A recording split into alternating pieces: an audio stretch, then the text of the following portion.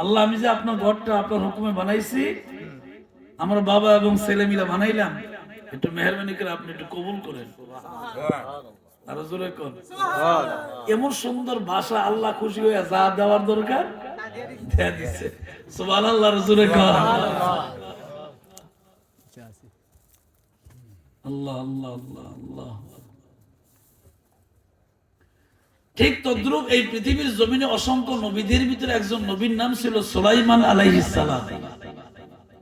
জোরে কর, নাম কি? সুলাইমান আলাইহিস সালাম। তো উনিও আল্লাহর ঘর বানাইছেন, যে ঘরটার সামনে দাঁড়ায় এক রাকাত নামাজ পড়লে 50,000 রাকাতের সওয়াব। সুবহানাল্লাহ। এই ঘরটার নাম হলো বাইতুল মুকাদ্দাস। জোরে কোন ঘরটার নাম কি? বাইতুল মুকাদ্দাস। আরো জোরে কোন? বাইতুল মুকাদ্দাস। এটা বর্তমানে ফিলিস্তিনে আছে।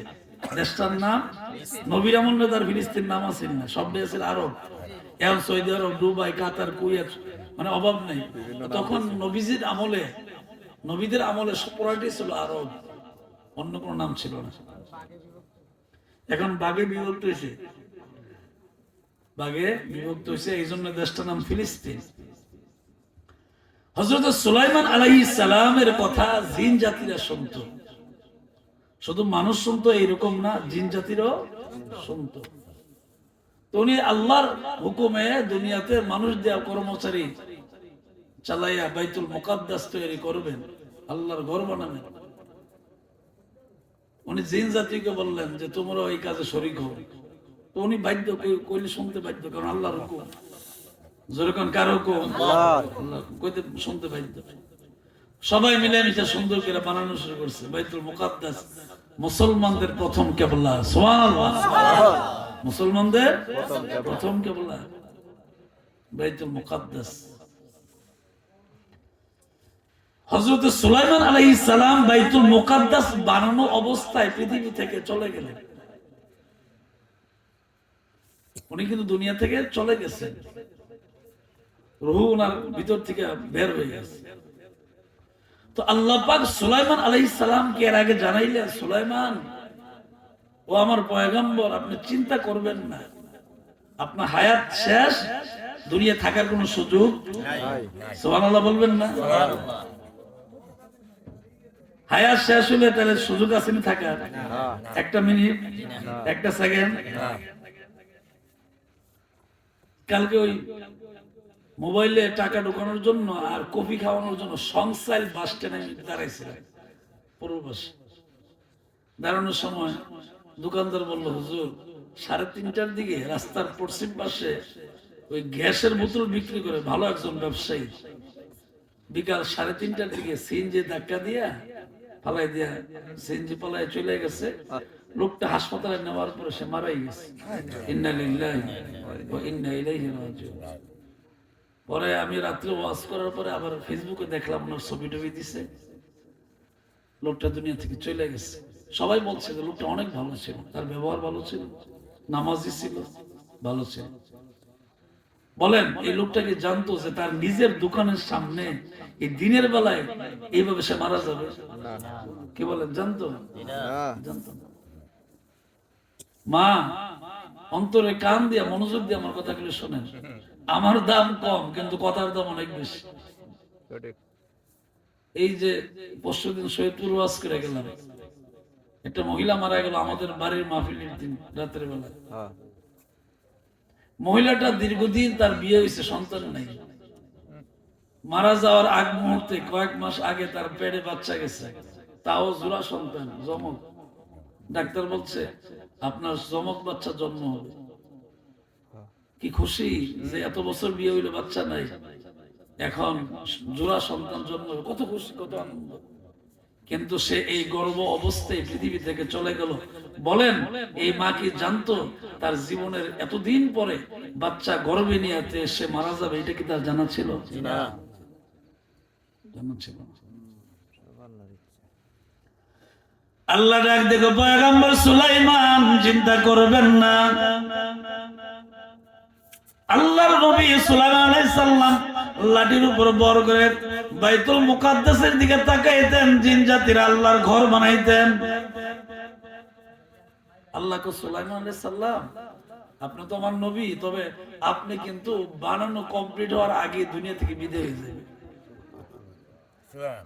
কমপ্লিট হওয়ার আগে আপনার হায়াত শেষ হয়ে যাবে। সুলাইমান আলাইহিস সালাম আক্ষেপ করে আল্লাহরে বলছিলেন, আল্লাহ আপনি যে আমার আগে রয়ে যান ফরজ এটা কমপ্লিট হইতো না। আল্লাহ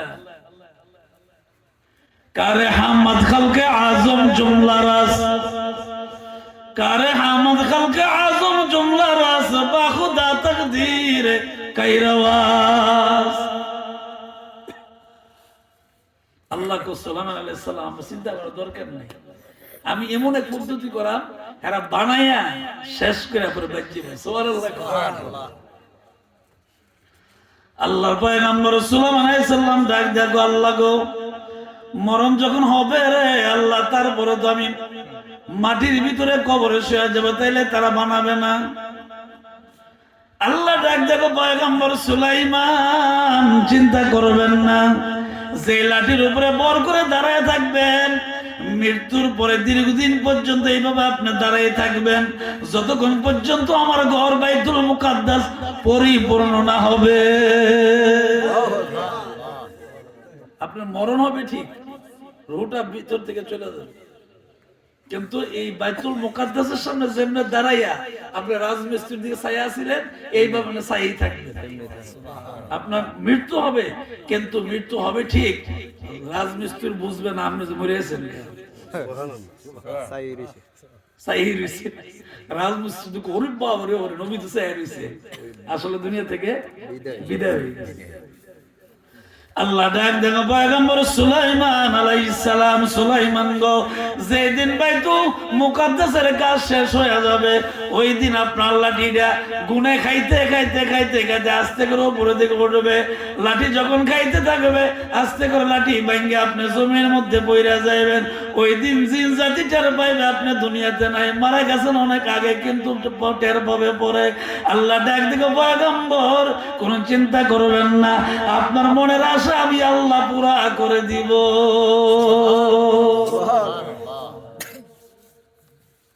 ঠিক আল্লাহ যেমন বলছেন এমনই। আল্লাহর কথা লড়ছর আছে নি?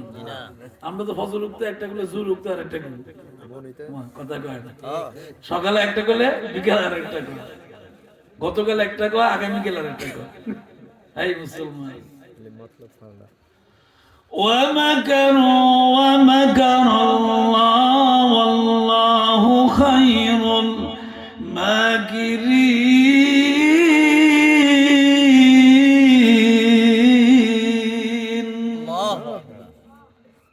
এই আয়াতের ব্যাখ্যায় আছে যত যাই কিছু করেন ফাঁকিবাজি দান্দাবাজি সব কিছু একবার জমায় আল্লাহর দরবারে এটার জবাব দেওয়া লাগবে।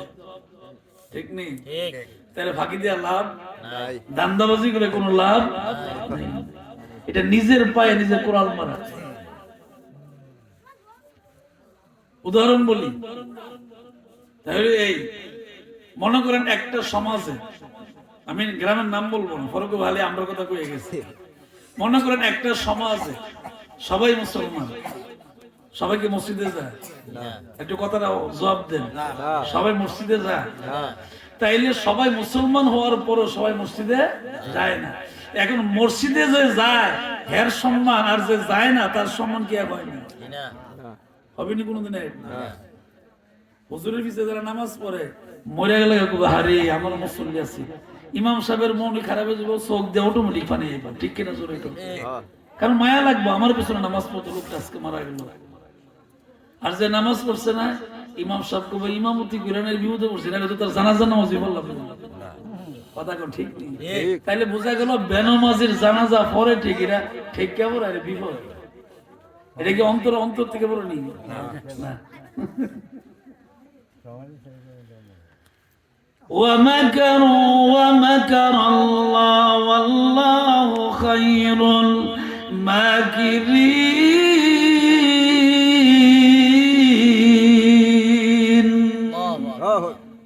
আল্লাহু আকবার।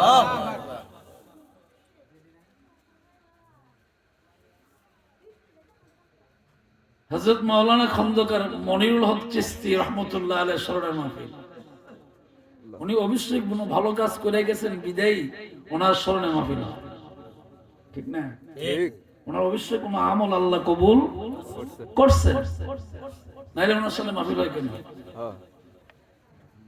একটা নামাজি মানুষ মারা গেলে ইমাম সাহেব যতটুকু কাঁদে, বেনামাজি মারা গেলে মনে মনে করে বিপদে পড়ছি রে, জানাজা না দিলে তো ইমামতি থাকতো না, ঠিক নেই? ইমাম সাহেব কিন্তু সুদ করে ভাত খাইতে চায় না, কিন্তু ওই যে বিপদে পড়ছিল কারণ সরকারে তার বেতন দেয় না, না খায় ও ভয় নেই, ঠিক নেই? কারণ ইমামের বেতন তার সরকারে দেয় না, জনগণের দেয়। এই জন্য ইমামের বিপদ। ইমাম সাহেব গভীরতে আল্লাহর কাছে কান্দে কয়, আল্লাহ কি করাম, ইমামতি ছেড়ে দিলে তো নামাজ পড়বো কেনা, ঠিক নেই? কারণ আমি এনে গেলে যাই আরেকবার দবাই পড়াইব, নামাজ তো পড়ান লাগবে, মসজিদ তোর খালি দাম যেত না, দান্দাবাজি। এই আয়াত আল্লাহ পাক বলছেন, ওয়া মাকারু ওয়া মাকারাল্লাহু ওয়াল্লাহু খায়রুল মাকিরিন।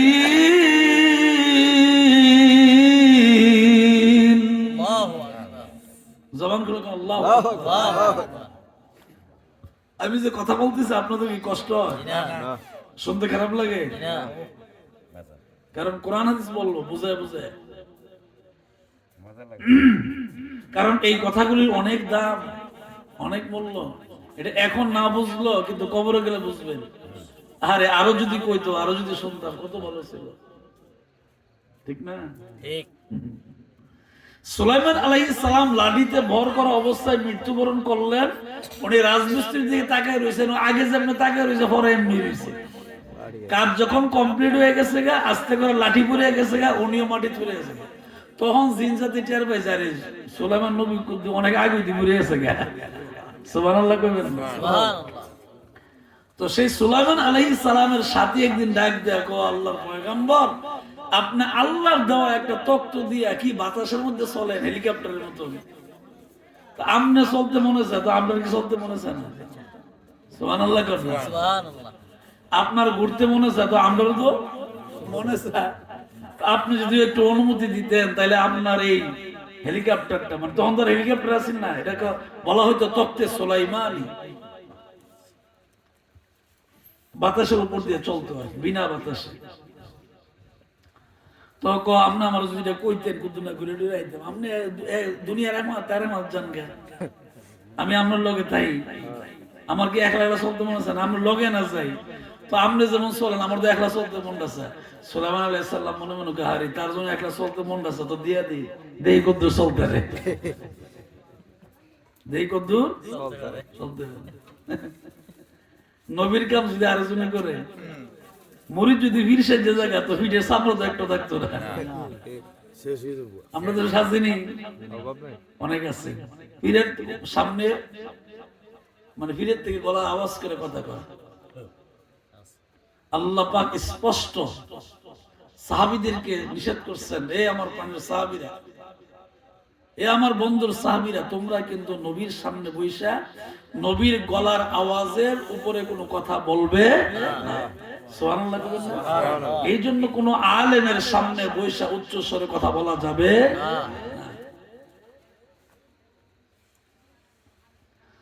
সুলাইমান আলাইহিস সালাম ডাক দেখো সাথী রে, কি মনে চায় গো, একটু ঘুরতে মনে চায় গো, দিয়া দিলাম, যা দিয়া দিছে। আল্লাহ হুকুম করছে, এই যা তুই বাতাসে যা। কই যাবি? এমন জায়গায় যাবি যেন মানুষ গরু কিছু দেয় না, এমন জায়গা গেছে, গিয়া দেখি জঙ্গল আর জঙ্গল, আর ডাইন পাশে সমুদ্র আর সমুদ্র, বাম পাশে জঙ্গল আর জঙ্গল, বাড়ি ঘর মানুষ কিচ্ছু। জঙ্গলের ভিতরে গিয়ে নামাইছে, ডাইনি সাইড থেকে পানি আর পানি, করিম বাবুরি বাবুরি, এনো পানি আর পানি, মানুষ নাই, যেন জঙ্গলের নামলা ইনো মানুষ নাই, আইলাম কই?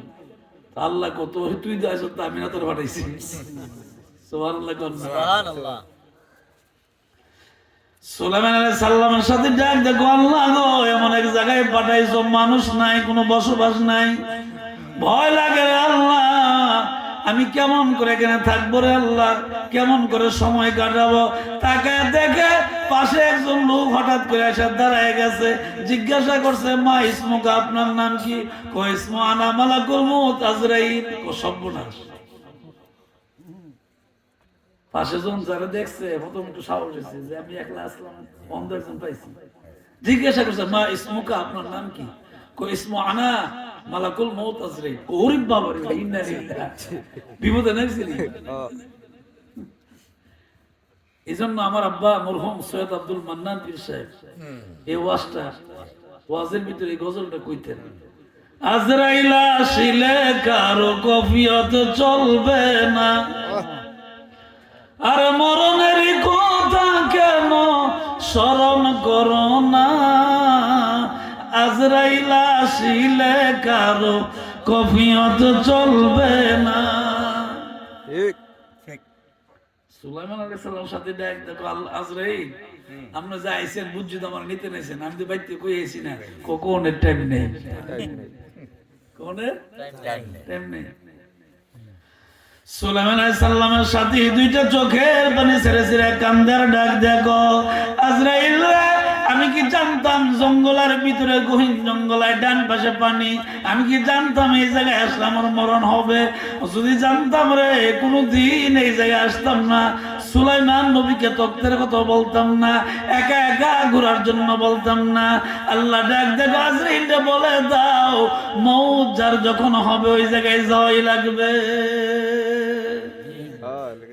ওই জায়গায় যাওয়াই।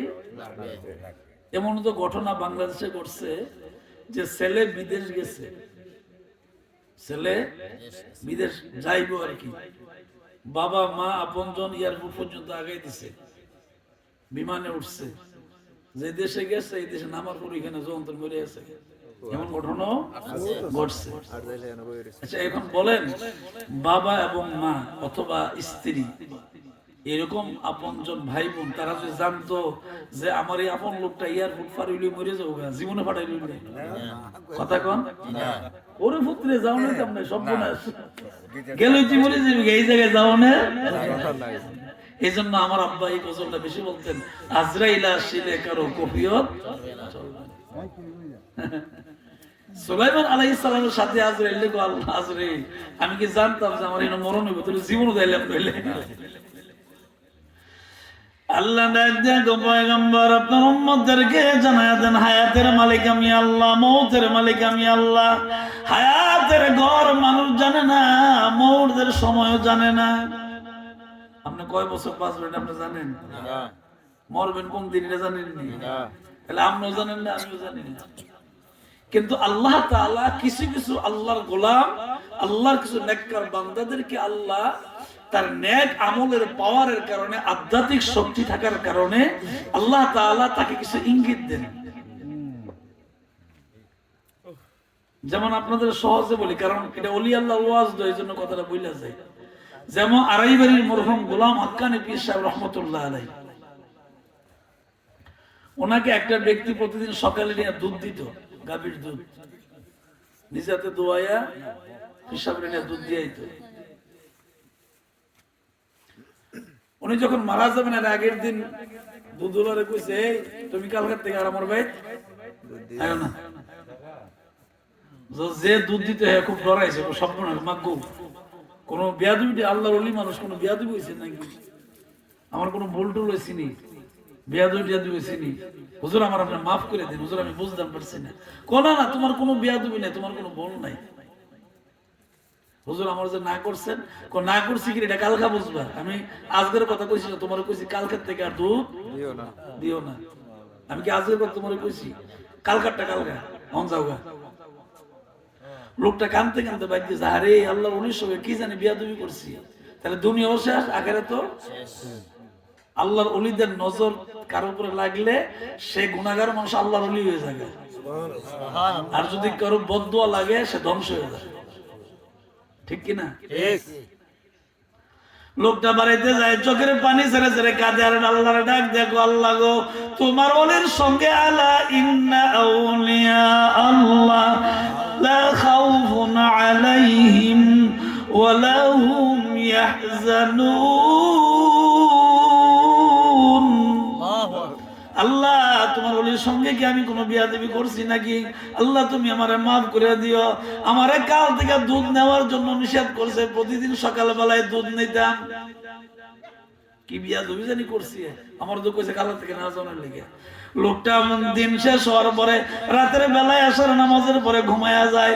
ফজর নামাজের আজান শোনার পরে মাইকে এলান হয়, আর এই বাড়ির গোলাম হাক্কানি পীর সাহেব আর দুনিয়াতে নাই।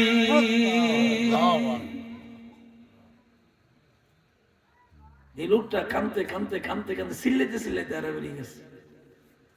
এরা ছিল আল্লাহর ওলি, কথা কয় না, ঠিক কিনা জোরে? এরা ছিল প্রকৃত আল্লাহর ওলি।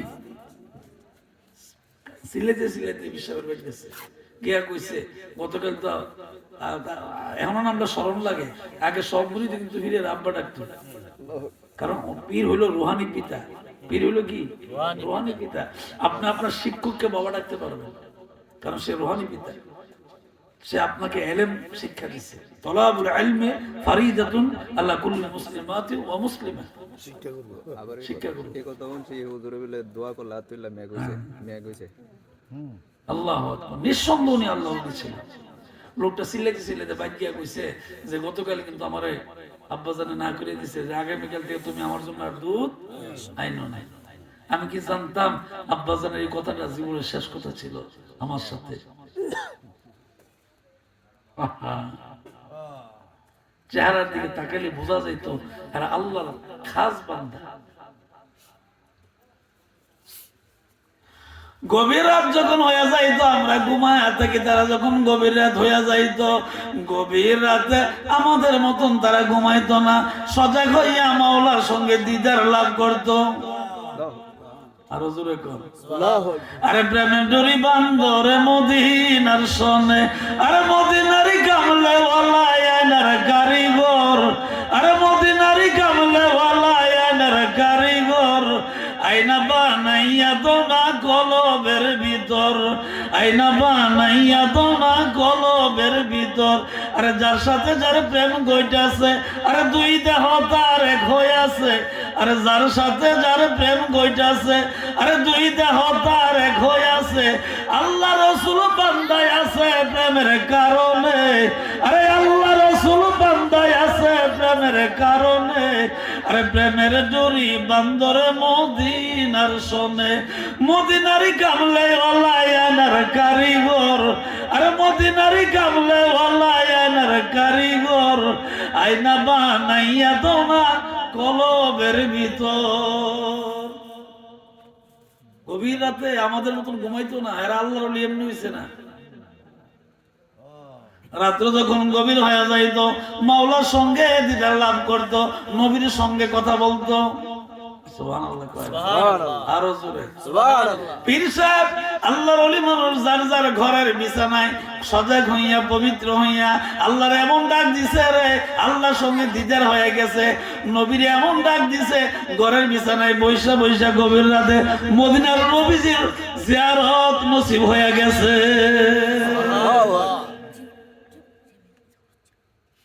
এখন আমরা উচ্চ শিক্ষিত, গভীর আবার গীতা উচ্চ শিক্ষিত হইছে, গীতা বীর আবার গীতা। এই জগতে না গেলে তো আর এই জগৎ বোঝা যাবে না, ঠিক কিনা? এই জগতে যাওয়া লাগবে। একটা জগৎ আছে না, প্রত্যেকটা বিষয়ের একটা জগৎ আছে। আপনি পড়ালেখা করবেন, এটা একটা জগৎ। ওইখানে আপনি যত বেশি পড়বেন আল্লাহ তত বেশি জ্ঞান আপনাকে দান করেন, ঠিক কিনা? জোরে আপনি কোরআন শরীফ যত বেশি পড়বেন তত আল্লাহ জ্ঞান বাড়াই দিবেন। আল্লাহ পাক বলছে শুধু জ্ঞান না, আমি আল্লাহ ঈমানও বাড়াই দিব। সুবহানাল্লাহ। আল্লাহ ঈমানও আরো কি করবেন? মজবুত করে দিবেন, আরো বাড়াই দিবেন। وَإِذَا تُلِيَتْ عَلَيْهِمْ آيَاتُهُ زَادَتْهُمْ إِيمَانًا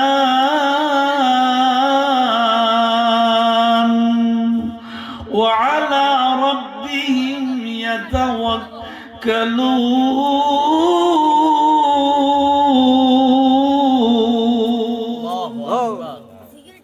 আল্লাহু আকবার, আল্লাহু আকবার।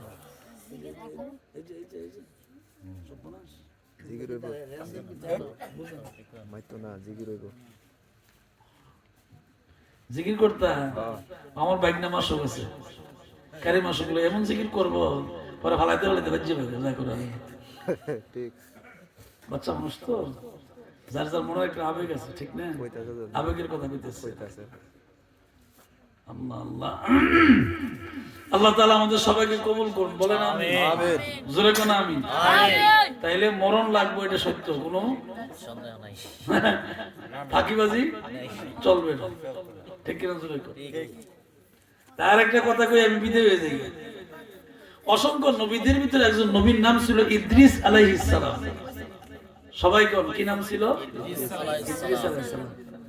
নবী তো অনেক, আমি একজন মানে এক এক সময় একটা নবীর নাম বলছি, আর একবার বলছি ইব্রাহিম আলাইহিস সালাম, আবার বলছি সুলাইমান আলাইহিস সালাম, এখন বললাম ইদ্রিস আলাইহিস সালাম। আল্লাহ তো অনেক নবী পাঠাইছেন, তো এই নবীদের ভিতরে একজন নবীর নাম ছিল ইদ্রিস আলাইহিস সালাম। ইদ্রিস আলাইহিস সালাম জিবরাইল আলাইহিস সালামের সঙ্গে খাতির আছে, নবীদের সাথে তো এমনি খাতির তাই, এটা একটু বেশি আছে, এটা একটু বেশি আছে। তো জিবরাইল একদিন ডাক দেয়া কইছে, ও আমার বন্ধু, আপনার লোক আমার অনেক খাতির, আর আপনার কাম ওই নবীর কাছে কি করেন, ওই নিয়ে আসা। তো সমস্ত নবীদের সাথে আপনার সম্পর্ক আছে, আপনার সন্তান আমার একটু বন্ধুত্ব বেশি হয়ে গেছে, ভালোবাসা বেশি হয়ে গেছে। তো আমার তো মনটা আছে, আপনি যেমন আসমান ভ্রমণ করে আয়েন, আমারও মনটা আছে আসমান দেখতাম। সুবহানাল্লাহ, সুবহানাল্লাহ। আমারও মনে চায় আসমান দেখতাম, আমি কি যাইতাম না? কইতেছে জিবরাইল ডাক দিয়া গো, সুবহানাল্লাযী আসরা বিআবদিহি। সান কিন্তু উঠছে, আমি যে আয়াত পড়তেছি আয়াতে সান উঠতেছে, চাঁদ উঠছে। লাইলাম মিনাল মাসজিদিল হারাম ইলাল মাসজিদিল আকসা।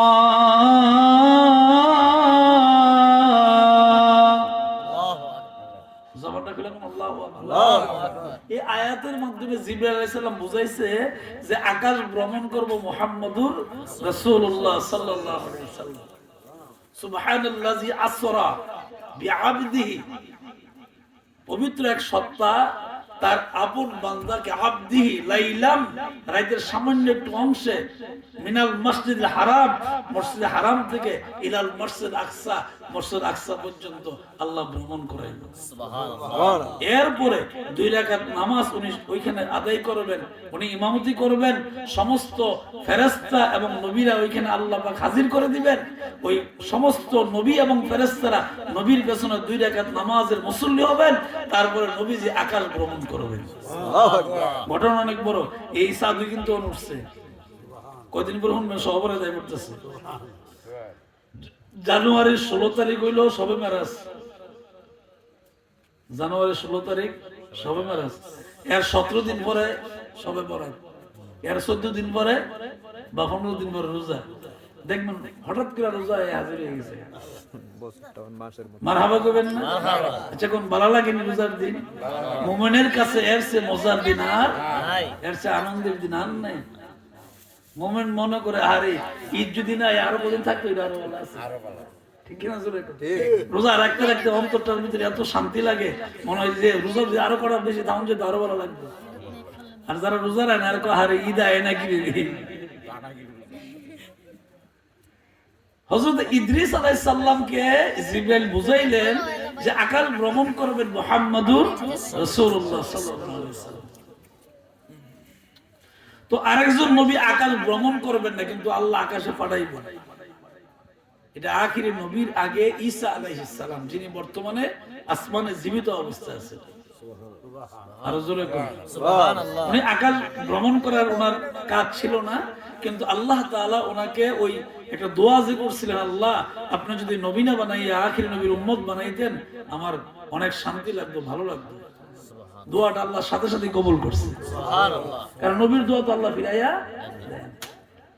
তো ইহুদি নাসারা যখন ওনাকে মারার জন্য ষড়যন্ত্র করছে, তো উনি একটা ঘরের ভিতরে প্রবেশ করছে। আল্লাহ পাক জিবরাইল ফেরেশতাকে বলছে, জিবরাইল রে, তোমার অধীনে যে ফেরেশতাগুলি আছে, এই ফেরেশতা দিয়ে উনি যে বিল্ডিং ঘরটার মধ্যে বসে রয়েছে, ছাদের মত বরাবর একটা ছিদ্র করো।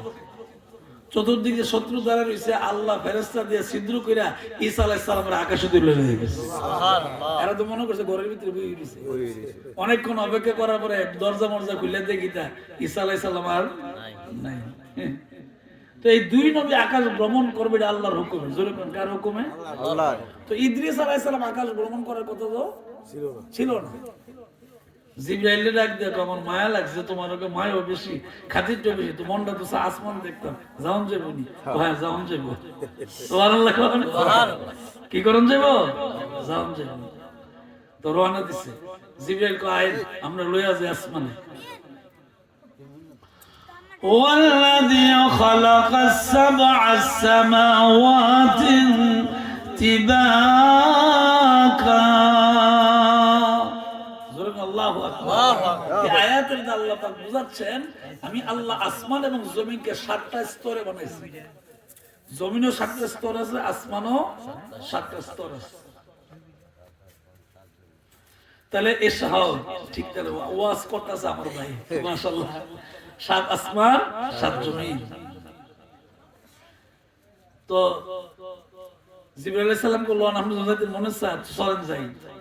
যাইতে যাইতে যাইতে যাইতে এমন জায়গা নিয়ে বইছে যেখানে আজরাইল যেখানে বইয়াতে হিন নিছে। একটা বড় ঘর আছে, ওনার নির্দিষ্ট একটা ঘর, যেখানে সাজারাতুল ইয়াকিন নামে একটা গাছ আছে। ওই গাছের পাতা আছে।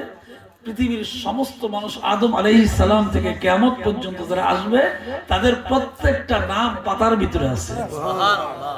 যখন মানুষ মৃত্যুবরণ করবে এর 40 দিন আগে তার নামের পাতাটা, সবুজ পাতাটা হলুদ বর্ণ ধারণ করে আস্তে করে গাছের নিচে ঝইরা পড়ে যাবে। তখন মালাকুল মউত আজরাইল এই পাতাটা সামনে আইনা ওই আল্লাহর কুদরতি খাতার ভিতরে আল্লাহর কুদরতি কলম দিয়ে লিখতে থাকে। আরো জোরে কোন না সুবহানাল্লাহ। তো ওই যে কক্ষটা, যে রুমটা, যে স্পেশাল আজরাইল বসে থাকে এবং টেবিলের উপরে লেখালেখি করে, এই ঘরটার সামনে নিয়ে, দরজার সামনে নিয়ে একটা টুলও বয়েছে টেবিলে বয়েছে। পরে কিছুক্ষণ পরে আজরাইল বের হয়ে আইছে। কিছুক্ষণ পরে আজরাইল বের হয়ে আইছে। ইদ্রিস আলাইহিস সালাম যখন আজরাইলের চেহারা দেখছে, ওরে বাবা রে বাবা, আমি আসলাম ঘুরতে, আমি এই কাম কিনে না। মালাকুল মউত আজরাইল ডাক দাও, পয়গম্বর ইদ্রিস আলাইহিস সালাম মনে কিছু নিবেন না। ইদ্রিস হায়াতের বেলা শেষ হয়ে গেছে, আপনার মরণ আসমানে হবে। কিছুক্ষণ আগে আমরা বলছিলাম না, হায়াতের কথাও জানি না, কতদিন আছে, মৌতের সময় জানা নাই। তো মৌত কোন জায়গায় হবে এটাও তো জানা নাই, ঠিক কিনা? জোরে ইদ্রিস আলাইহিস সালামকে জানতো যে ওনার মরণ আসমান হইব। ওই যে কইছে আমার লইয়া যান একটু আসমান দিকে, মনটা চায়, আল্লাহকে মনটা দেওয়ার লেগেছে, আল্লাহকে মনটা দেওয়ার লেগে চায়। কারণ তোমার মরণ তো আসমানে, তুমি জমিনে থাকবে কেমনে? ঠিক কিনা? জোরে গত পরশুদিন সকালে এই ফতেপুরে আমার এক মুরিদ, এই পাশের গ্রাম ফতেপুর, আমার এক মুরিদের মেয়ের জামাইয়ের বাড়ি ব্রাহ্মণগ্রাম পাঠান বাড়ি, ডাল রাস্তা পশ্চিম, ওই যে ব্রিজটা পশ্চিম পাঠান বাড়ির মেয়ের জামাই, মানে আমার হলো মুরিদদের সম্পর্ক নাতিন জামাই। সে সৌদি আরবে তার রুমের ভিতরে সিঁড়িতে নামতে যায় হঠাৎ করে পা পিছলে জাগাতি মারা গেছে। ইন্না লিল্লাহি ওয়া ইন্না ইলাইহি রাজিউন। পরের দিন রাত্রেবেলা আমার কাছে সৌদি আরব থেকে ওই যারা আছে ওইখানে আমারও কিছু পরিচিত লোক আছে, এরা ভয়েস করে আমাকে পাঠাইছে। আমি আমার বাড়ির মাহফিলের দিন রাত্রিবেলায় শুনতে পাইছি মৃত্যু সংবাদ। কিন্তু এর পরের দিন সকালবেলা আমার মুরিদ আমার ফোন করে এই যে চিল্লা পাল্লা কান্নাকাটি, আমারে প্রশ্ন করছে, আল্লাহ কেমনে লয়ে গেল গা? আমার প্রশ্ন না, প্রশ্ন মনের আবেগ আর কি, আবেগে আর কি। আল্লাহ আমার কথা, আব্বা আল্লাহ কেমনে লয়ে গেল আমার জির জামাইটা দেখে। আল্লাহ তো ইদ্রিস আলাইহিস সালামের আসমানে লয়ে গেছে কেন? কথা কয় না। তো ইদ্রিস আলাইহিস সালাম নবীর তো আল্লাহ ছাড়ছে না, তো আমারও ছেড়ে দিবেন আপনারে? ইদ্রিস আলাইহিস সালাম আজরাইল রে ডাক দাও, আজরাইল রে আমি কি জানতাম রে আসমানের ভিতরে ভ্রমণ করতে আসলে মরণ হবে? আজরাইল ডাক দেখো, ইদ্রিস নবী গো, আমার আল্লাহ আপনার মরণ আসমানে লেখা রাখছে। আপনি এখানে আসমানে আসার 40 দিন আগে আপনার নামের পাতাটা গাছ থেকে জইরা পইরা গেছে। এই জন্য আমার আব্বা কইতো, আজরাইল আসিলে কারো কফিয়ত চলবে না। বলেন কফিয়ত চলবে? চলবে। তাহলে এতক্ষণ পর্যন্ত আপনাদের সামনে ওয়াজ করে কি বুঝাইলাম? হায়াতের বেলাও জানা নাই, মরণের সময়ও জানা নাই, কোন জায়গায় মরব তাও জানা নাই। এই জন্য আল্লাহ বলছেন ওয়া মাকারু ওয়া মাকারাল্লাহ আল্লাহু খায়রুল মাকিরিন। সুতরাং দান্দাবাজি কইরা এই আজে বাজে হতে চললে লাভ নাই। আমি আল্লাহর কাছে ধরা পড়াই লাগবে। যেহেতু ধরা পড়াই লাগবে, এই জন্য মরণের আগে সোজা দরকার। কথা কয় না? ঠিক। ব্যাঙ্গে সাপের দুস্থ কত বোঝানো দুস্থ, আমরা সারা বছর দেয়ালে এইভাবে এইভাবে চলাফেরা করেন। আমরা একটু সোজা হইতেন কত সুন্দর লাগতো। আপনার পানি বেহার বইয়া চলেন, কারণটা কি? কিছুক্ষণ পরে ফিরাই দেখতে দুস্থ একবার সোজা হয়ে গেছে।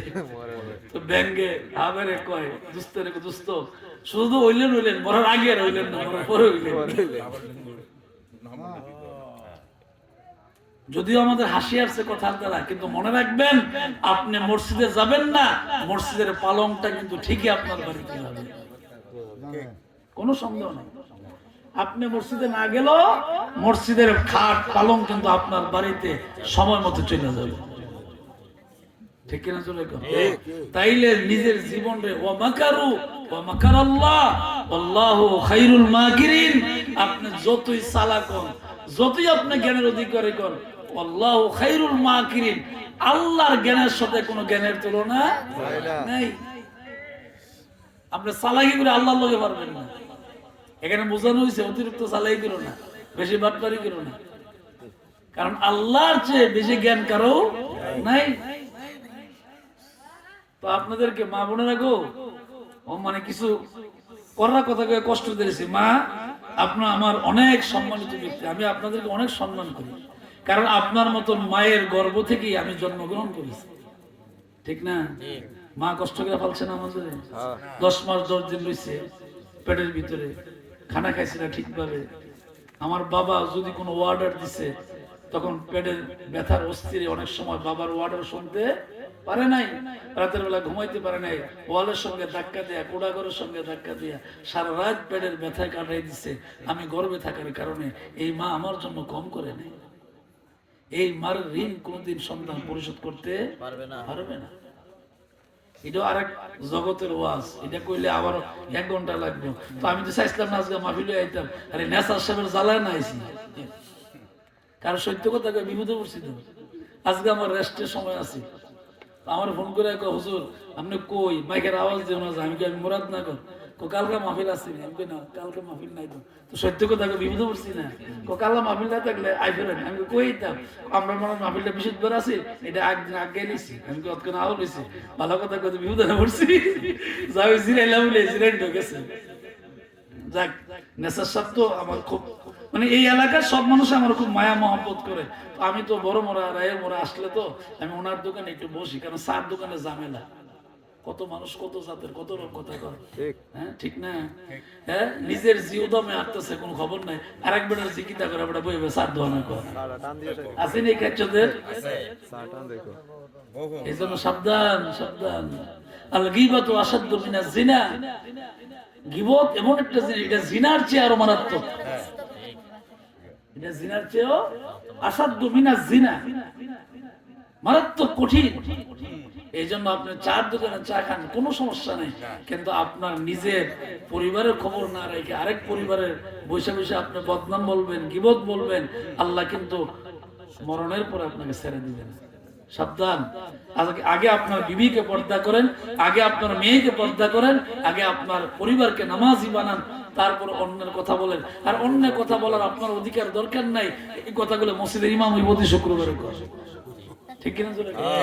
বাবা কয় না প্রতি শুক্রবারই খুতবা আলোচনায় করে। সুতরাং আপনার ওয়াজের সার দেওয়ার দরকার নাই, ওয়াজ শুক্রবারে জুমার সময় করে, ঠিক কিনা? এখন দরকার আমাদের আমলে, দরকার কি আমল। আচ্ছা আচ্ছা আচ্ছা, বুঝছেন আর কি, ওই যে নাগাশে হুজুর কোন বুঝছে না, বুঝছেন আর কি। আল্লাহ অনেক কথা হাসতে হাসতে আপন মনে করে কয়ে এলাইছি, মনে কোনো কষ্ট নেন না। মা দোয়া করেন গো মা, আমি আপনাদের জন্য অন্তর খুলে দোয়া করি। আমি জানি আপনারা আমাকে অনেক ভালোবাসেন, এই বিশ্বাসটা আমার আছে। এই এলাকার পুরুষরা যে এরকম ভালোবাসে, নারীরাও মা বোনেরাও মন্নান বিশ্বাসের মতো এমনি ভালোবাসে, সামনে আয়োগ আর নায়ক, কিন্তু অন্তর দিয়ে ভালোবাসে। কারণ আমি জীবনও কাউকে মন্দ বলি না, গালাগালি করি না, মন্দ কিছু বলি না। আমি চাই সবার ভালোবাসা নিয়ে, আমার আব্বার মতন সবার ভালোবাসা নিয়ে দুনিয়া থেকে বিদায় নিতে। আমার আব্বার মতন আমার গুণ অতটুকু নাই, কিন্তু চেষ্টা করি যে আব্বাজানের, আমার দ্বারা যাতে আব্বাজানের কোনো দুর্নাম না হয়, আমি এটা চেষ্টা করি। আমার জীবনে আমি অনেক কষ্ট পাইছি মানুষের পক্ষ থেকে, কিন্তু আমি জীবনে এর বিপরীত কোনো কিছু বলিনি। আমি হাসি মুখে চলে আসছি, এবং আমি কোনোদিন বদ্ধও করিনি। আমি আল্লাহ কাছে কথা বলি না যে হ্যাঁ আমার গালি দিছে অথবা আমার মন্দ গেছে, আল্লাহ তুমি তার বিচার করো। আমি এই কথা জীবনে কইছি, দরকার নেই আমার। দরকার ঠিক এই কথা কোনে ইব্রাহিম আলাইহিস সালাম ঘর বানাইকে আল্লাহরে কইছে যে তোমার ঘরটা বানাইছি ওন যা দেওয়ার দেয়া লাও, এই কথা কইছি নি? কিন্তু আল্লাহ এমন দেওয়া দিছে আর ফিরা কোনো কিছু চাওয়া লাগছে না। তো আমরাও যদি কোনো সময় আমরা আমাদেরকে মানুষ ভুল বুঝে, কোনো সমস্যা নাই, যা দেওয়ার দরকার একজন তো আছে, কথা কোন আসেনি? আছে, উনি দিবেন। এই জন্য ধৈর্য লাগবে, আল্লাহর কাছে চাওয়া লাগবে, ইয়াকা না'বুদু ওয়া ইয়াকা নাস্তাঈন, চাওয়া লাগবে আল্লাহর কাছে। ওই আমার আব্বা এই কথাটা গজল বানায় কইতো, আরে ডাকার মতো ডাকলে খোদা কেমনে শুনে না, খোদা তোমায় ডাকতে জানি না, আরে ডাকার মতো ডাকলে খোদা কেমনে শুনে না, এক ডাকি স্যার মুসা নবী তোর পাহাড়ে গেলেন চলি, আরে খোদার নূরে পাহাড় জ্বলে মুসা জ্বলে না, আরে খোদার নূরে পাহাড় জ্বলে মুসা জ্বলে না, খোদা তোমায় ডাকতে জানি না, ডাকার মতো ডাকলে খোদা কেমনে শোনে না। আল্লাহ তো মুসারে জইলে বিরা তুমিও সারি কেন হইতা, খালি বাদশো যে গাছটার লগে ধাক্কা দিয়ে আসলা গাছটা নবীজির দুরূদ পড়ছে, সুবহানাল্লাহ। এই গাছটা আখির নবীর দুরূদ পড়ছে, আল্লাহুম্মা সাল্লি আলা মুহাম্মাদি ওয়া আলা আলি মুহাম্মাদ। এই গাছটা দুরূদ পড়ার কারণে তুমি বাঁচা গেছো, না হলে গাছ তোমার 14 গোষ্ঠী সজারাই দিলাম। সুবহানাল্লাহ। তাইলে এর দ্বারা বোঝা যায় আমাদের নবীর দুরূদের দাম অনেক বেশি, অনেক। সুবহানাল্লাহ কইবেন না? আরো জোরে কও সুবহানাল্লাহ। আজকের যে কথাগুলি বললাম আমাদেরকে বোঝার তৌফিক দান করুন, আমিন। সুতরাং আল্লাহর চোখে ফাঁকি দেওয়া যাবে না, আমরা আল্লাহর সাথে ফাঁকি দিব না। আর এই ফাঁকিটা হইলো নিজের পায়ে নিজের কোড়াল মারা। কারণ বাবারে আমার তো মরণ লাগবে, আমার তো কবরে যাওয়া লাগবে, আমার তো মৃত্যুর সংবাদ শুনলে রায়ের মোড়া, বড় মোড়া, বট্টুডা, গণমোড়া, যত মোড়া কর, রামপুর, সৈয়দপুর, বিষ্ণাউরি, যেখানে মরি মাইক দিয়ে কয়ে দিবে, ঠিক কিনা? সুতরাং মসজিদের পালনটা অটোমেটিকই মানুষ কাঁধে করে নিয়ে আসবে, অটোমেটিকই সমাজের লোকগুলা বাসের ধারে চলে যাবে, অটোমেটিকই সমাজের মানুষগুলা রামপুর, জয়নগর, কসবা বাজারে কাপড়ের জন্য চলে যাবে, ঠিক কিনা? সুতরাং ফাঁকি দেওয়া লাভ নেই, ফাঁকি দেওয়া লাভ নাই রে বাবা, ফাঁকি দেওয়া লাভ নাই। এটা ফাঁকি মানে নিজেরা ফাঁকি দেওয়া, ফাঁকি মানে কি? নিজেরা। এই জন্য মসজিদকে আপন বানান, মাগো আপনার ঘরের ভিতরে আপনি মুসল্লাকে আপন বানান, মা আপনি আপনার নামাজের মুসল্লাটাকে আপন বানায় নেন, দেখবেন আল্লাহর সঙ্গে আপনার দিদার হয়ে যাবে, সুবহানাল্লাহ। আপনি যখন মসজিদকে আপন বানাবেন আল্লাহর সঙ্গে আপনার দিদার হয়ে যাবে, কোন সব হবে আপনি টেরও পাবেন। জীবনে এমন কিছু দেখবেন যেটা পৃথিবীর অন্য কেউ দেখবে না, সুবহানাল্লাহ। 17 শরীফের মরহুম পীর সাহেব কেবলা, আড়াইবাড়ির মরহুম পীর সাহেব কেবলা, মাসিয়াতার মরহুম পীর সাহেব কেবলা, আগেকার যারা মরহুম পীর সাহেব কেবলা ছিল, সোনাকান্দা বলেন, দামতি বলেন, সরসিনা বলেন, যত মরহুম পীর সাহেব কেবলা ছিল তাদের আমল এমন ছিল, তারা জায়গায় বৈশা মোরাকাবায় বসলে মাওলার দিদার লাভ করতে পারে, সুবহানাল্লাহ। তারা জায়গায় বৈশা সপ্তম আসমান পার হইয়া আরশ আজিম পর্যন্ত চলে যায়, সুবহানাল্লাহ, জায়গায় বসে। এজন্য আসুন ফাঁকি না দিই, ফাঁকি না দিই, 5 ওয়াক্ত নামাজ পড়ি, হালাল খাই, হালাল, শুধু নামাজ ব্যস্ত নিত না, হারে জীবন হারাম সুদ খায় সাজদা দিলে কাম না, কপাল কর ফলাই দিলে কোনো কাম না। এই জন্য আগে হালাল খাদ্য খাওয়া লাগে। এবং রাসূল করিম সাল্লাল্লাহু আলাইহি সাল্লাম সবচেয়ে বড় উপদেশ ছিল কোনটা জানেন? যে যখন নবীজির সামনে কোনো লাশ আসতো, মৃত্যু লাশ যখন জানাজার নামাজ দেওয়ার জন্য আনতো, নবীজি সর্বপ্রথম জিজ্ঞাসা করতো তার কোনো লেনদেন বাকি আছে, লেনদেন বাকি আছে, তার কাছ থেকে পাওনা আছে, এটা জিজ্ঞাসা করতে বেশি। ফাঁকি দিয়ে লাভ নেই, হ্যাঁ?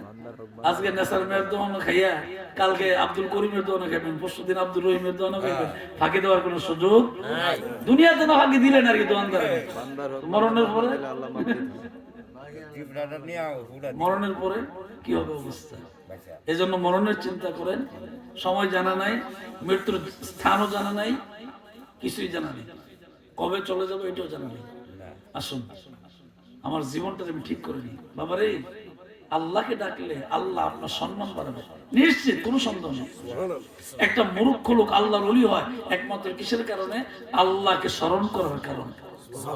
আবার অনেক সময় শিক্ষিত লোক শয়তান হয় কারণ আল্লাহকে ভুলে যাওয়ার কারণে। আল্লাহকে ভুলে যাওয়ার কারণে।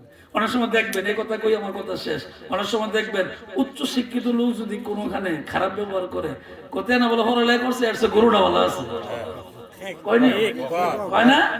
কোথায় না বলে হুমচি পড়ালেখা করছে, এত্তি পড়ালেখা করে তার এই আচরণ, ইতার নাম পড়ালেখা, তো এর সাথে আমরা গরুটাই ভালো আছে।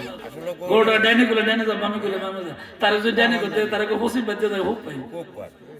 ঠিক কিনা জোরে শুধু আসুন আল্লাহকে আপন বানাই, মুহাম্মদ রাসূলুল্লাহ সাল্লাল্লাহু আলাইহি সাল্লামকে আপন বানাই।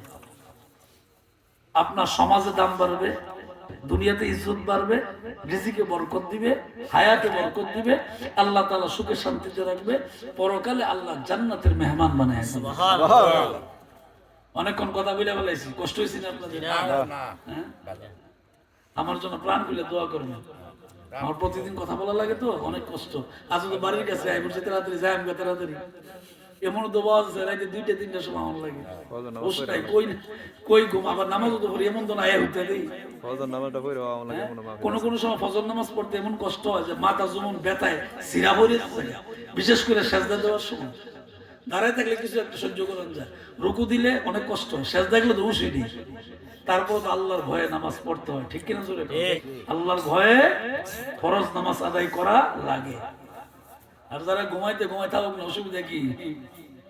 আমার আব্বাজান কইতো, এমন ঘুম ঘুমাইবি তোমার ঘুম থেকে কেউ ডাক দিবে না, এমন ঘুম ঘুমাইবেন কেউ ডাক দিবে না। মামা এখন আমার বাবা আমরা দোয়া করে গেছে যে একটা 80 জন কইছে রাত লাগে গিয়ে তাই করেন। আমরা মামা ভাই আছে জিনফত নাই, যা করে আল্লাহ সুবহানাল্লাহ কোন বাবারে। যা বলছি আপনার আমার উপকারের জন্য বলছি, যাতে আপনারও উপকার হয় আমারও উপকার হয়। আল্লাহ তাআলা আমাদেরকে এই কথাগুলোর উপর আমল করার তৌফিক দান করুন। দোয়া চাই, দোয়া করবেন, মনে কষ্ট নেবেন না। আবারও দেখা হবে ইনশাআল্লাহ, কথা হবে আগামী 3 তারিখ জানুয়ারি। কয় তারিখ? 3 তারিখ রাজনগর মাহফিল আছে।